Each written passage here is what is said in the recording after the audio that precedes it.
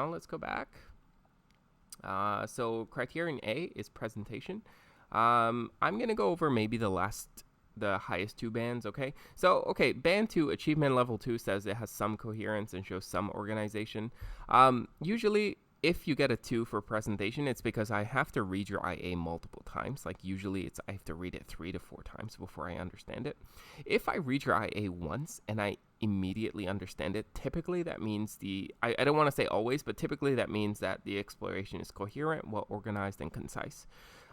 So a good way of determining if you're getting full presentation marks, just give it to a peer, and I'll have you guys do this before you submit your finals. Give it to a peer and see if they can understand it in one read, in one go. Like, they don't have to read it multiple times. If they can, then probably you're getting full marks for this, right? If they can't understand it right away, if they need clarification, chances are you need to adjust your IA. Okay, so the only difference between a 3 and a 4, like these two grades, is that for a 4, not only do it needs to be coherent and well organized, it also needs to be concise. The IB defines concise as not showing irrelevant or unnecessary repetitive calculations.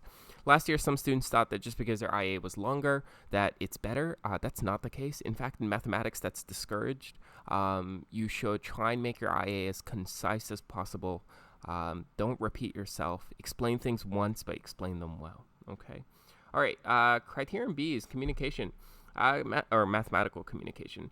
Again, this is not really assessing your understanding of mathematics. It's more assessing how you communicate mathematics. Okay. So, to get a level 2, for example, you just need some relevant, appropriate mathematical communication. To get a level 3, you need mathematical communication that's relevant, appropriate, and mostly consistent. And then to get a level 4, you need mathematical communication that's relevant, appropriate, and consistent. Okay, so what kinds of things are they looking for? Well, what they're looking for are, number one, notation. So, for example, if you're going to be doing derivatives or something like that, do something like this. Like, use proper, you're taking the derivative of x cubed plus 2x, okay? Use proper derivative notation. Use proper square brackets. Use proper function notation. Like, you have to be able to use correct mathematical notation throughout your IA. If you're talking about functions, and you're dealing with something like this, an exponential function, you will have to be able to write the exponential function down in proper notation. Don't do this, okay? Please don't do this. Okay, don't do something like 2 to the power of x. Okay, we call this these two are actually equal, but I'm just saying that don't do this. So don't use this caret symbol. Okay, that's computer notation for exponents. Don't do it. Those are things that we will dock points for. Because you're using computer notation. The only time computer notation is acceptable is if it's software generated, meaning you read something off of a GDC or something like that, okay? It's the only time I should see computer notation. In your actual work, no computer notation. Everything that you write down in your math IA should look like what you write down by hand, okay? And the way you can do that is you learn a software, a scripting language. I think it's a markup language, I should say. It's a markup language, I think. You learn a markup language called LaTeX, okay? And LaTeX is just a way of writing down mathematics. And if you're using Pages, if you have an Apple MacBook and you don't have Microsoft Word, you have to learn LaTeX. If you want me to do like an intro to LaTeX or something, I can post videos on YouTube or something like that to help you get started. In the beginning, it's intimidating, but as you get more familiar with LaTeX, it's actually amazing. The other thing is Microsoft Word. Okay, if you do have Microsoft Word, the easier option is just use Microsoft Word. Microsoft Word has an equation editor, and you can use the equation editor. Everything will be beautiful. It'll look nice, okay? Please do not use Google Docs, okay? I will repeat that. Please do not use Google Docs. Google Docs has awful mathematical formatting. It will not give you the precision of control that you need to communicate your mathematics well, okay? And please, no computer notation. All right, so if you do things that look nice, if your mathematics looks nice, if your, tables and figures, you know how to make them, you know how to label them. If you define things, this is a key thing. If you define things, you define your key terms well. There's no reason why you shouldn't get the highest possible grade for mathematical communication. I think it's the easiest criterion to get full marks in. In my opinion, I don't think anyone should be getting anything less than a 4 on this. Okay, it's just you just kind of have to follow the the format that they want things in. Okay, criterion C, personal engagement. This is probably one of the harder ones to get full marks in. Personal engagement is one of those things that's really tricky to explain. I think the best way I can explain it is, number one, are you writing about a mathematical topic that you're genuinely interested in? Okay, so I'll give you an example. Last year, Terry wrote about using spherical trigonometry to kind of decide his position on planet Earth using celestial bodies. Okay, so Terry was interested in kind of tracking celestial bodies. That was his personal engagement link. But it was more than that. It's not that he was just interested in celestial bodies. It was that idea, his interest in celestial bodies completely guided his entire Math IA. It drove his entire Math IA. Okay, so sometimes that happens, and that doesn't always happen. Okay, not always are you going to find a topic that you're genuinely interested in that also happens to drive the mathematics. But when it does, it's an example of outstanding personal engagement.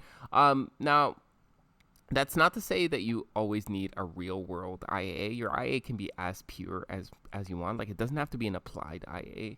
What I will say, though, is I think the best way you can think about personal engagement is how much uniqueness you offer. Okay, so how much creativity, how much independent thought are you putting into your IA? What distinguishes your Math IA from other similar pieces of work, on the internet? Like, are you adding something that's uniquely yours? If you are, then chances are you'll score higher. Okay, and that's what the IB defines as outstanding and significant. You can read those in more detail, but yeah. Okay, criterion D is reflection. Reflection is also, I find students have trouble scoring high on this criterion band. Reflection, so here's how the IB defines it. Reflection assesses the student's ability to review, analyze, and evaluate the exploration. And also the IB says that you should be reflecting throughout the exploration. So if you show limited reflection, you'll score a 1. If you have meaningful reflection, you score a 2. Now, the IB defines meaningful reflection as linking back to the aim. So this is where, like, you do some mathematics, but you also think about how the mathematics links to the aim. The aim is kind of what you're setting out to achieve. The other thing you might do is you comment on what you've learned. So as you learn new facts, you maybe, you provide a commentary on it. And then the other thing is maybe you consider some limitations or something of your mathematical approach. These are all examples of you kind of have to not just do mathematics, but you have to like step back and think about what you're doing and what that means. And so that's what reflection's all about. To get a 3, you have to have reflection that's substantial and critical, and the IB defines critical and substantial reflections here. Yeah. Okay. So I think you want to, if you have reflection that's critical and substantial, and this is hard to achieve, usually that reflection will be deeply insightful in some way. And I'll give you guys examples of IAs next week from last year with students who got full marks on reflection, and you can see that they're reflecting deeply about what they're learning. Okay. All right, use of mathematics. This is the only criterion that's different in SL Math and HL Math. So this is the use of mathematics for SL. We're not going to look at this. We're going to go down to use of mathematics for HL. So to number 1, it's out of 6 marks. Okay, so you have 6 marks total. I think everyone should at least be getting above a 2, and that's not hard to do. So to get a 3, for example, all you have to do is you have to use mathematics that's relevant. Okay, so it's relevant to the problem or exploration, and it's commensurate. The word commensurate here means it's at HL level. Okay, at least at HL level, meaning it's a topic that's in HL Math. Okay, it's a syllabus. It meets a syllabus item in the HL syllabus. So as long as you do that, you automatically really get a 3. That's it. And then here you just have to demonstrate some knowledge and understanding. Okay, so it's not hard at all to score a 3. I would argue that it's also very easy, approachable to score a 4. So to get a 4, not only do you have to use commensurate mathematics at HL level, you also need to demonstrate good knowledge and understanding, okay? And this is a combination of how you explain concepts, how you justify your thinking, you know, how careful and precise you are with explaining the mathematics. So if you do that, you get a 4. To go from a 4 to a 5, the mathematics that you explore needs to be sophisticated. How does the IB define sophisticated? Okay, so IB says sophistication, it says to be considered sophisticated, the mathematics should be commensurate with the HL syllabus or contained in the SL syllabus. The mathematics should be used in a complex way that is beyond what could reasonably be expected of an SL student. Okay, so when they use the word sophisticated, what they're really saying is, at least how we judge it, is it's mathematics done at a level where I wouldn't expect an SL student to be able to kind of delve that deeply into the mathematics. Okay, and then rigor. The word rigor here means how clear, the clarity of logic in making mathematical arguments. Okay, so here what they're saying is, how careful are you? How well do your different parts of your IA link to one another? If you're doing proofs, if you're setting out proofs, how tightly how well do you lay out your proofs? How well do you lay out your calculations? Is every single step justified? Things like that. Okay, and to get from a 5 to a 6, I would argue that getting a 6 in use of mathematics is probably one of the hardest criterion to score full marks in. And the reason is simple. To get a 6, the mathematics has to be precise. And, that's kind of a tall order. Like that's difficult to achieve. And so I would argue that most of the other criterion are easier to score full marks in. I would say this one's probably the hardest. For the mathematics to be precise, what that word means is it's error-free. Okay, there are absolutely no errors in your IA whatsoever. And that is definitely a tall order. Okay, so that was an intro to how the IA is graded.